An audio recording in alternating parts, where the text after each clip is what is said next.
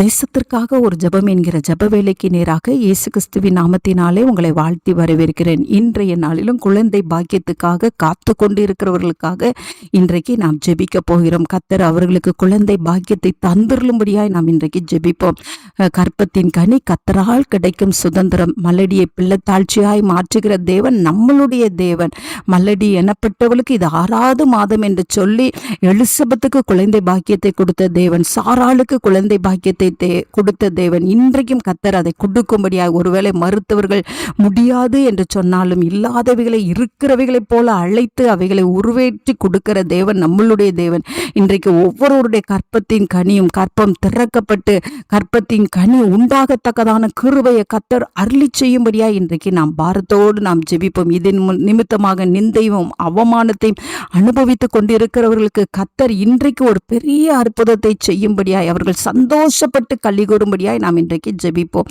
நாம் யாவரும் கண்களை மூடி தேவனை நோக்கி பார்ப்போம். எங்களை நேசிக்கிறதான நல்ல தகப்பனே, இந்த நாளுக்காக ஸ்தோத்திரம் ஆண்டவரே. குழந்தை பாக்கியத்துக்காக ஆண்டவரை ஏங்கி கொண்டிருக்கிற ஒவ்வொருவருக்காக பாரத்தோடு ஜெபிக்கிற அவளுடைய கண்ணீரை கர்த்தர் ஆண்டவரை பார்த்தருளும்படியாய் ஜெபிக்கிற அவளுடைய நிந்தையும் அவமானத்தையும் கர்த்தர் இன்றைக்கு நினைவு கூறும்படியாய் ஜெபிக்கிறோம். ஆண்டவரை அன்னாலை நினைவு கூர்ந்தீங்களப்பா. ஆண்டவரை சாராளுக்கு ஆண்டவரை கற்பத்தின் கனியை கொடுத்தீங்கள, எலிசபெத்துக்கு கொடுத்தீங்கள.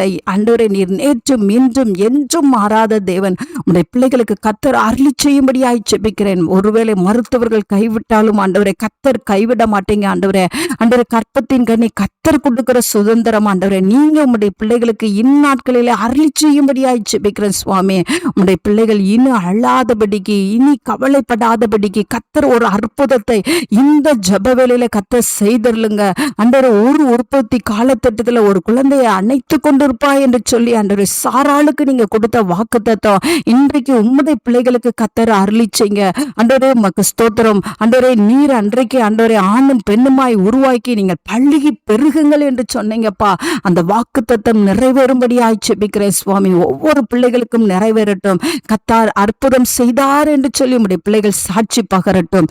இயேசுவின் மூலம் ஜெபிக்கிறேன் நல்ல பிதாவே. ஆமென், ஆமென். கிறிஸ்துவுக்குள் பிரியமானவர்களே, உங்கள் யாவருக்கும் இரட்சகராகிய இயேசு கிறிஸ்துவின் நாமத்தில் அன்பின் வாழ்த்துக்கள்.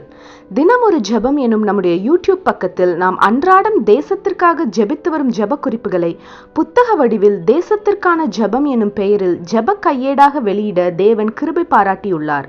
இந்த ஜெப புத்தகத்தில் இன்னும் அநேக விசேஷித்த ஜெப குறிப்புகளும் இஸ்ரவேலுக்கான சிறப்பு ஜெப குறிப்புகளும் இடம்பெற்றுள்ளன.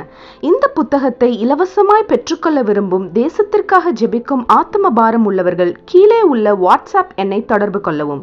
நம்முடைய தேசத்திற்காக ஏறெடுக்கும் ஜெபங்களை கேட்டு தேவன் நம் தேசத்திற்கு க்ஷேமத்தை கட்டளையிடுவாராக. ஆமேன்.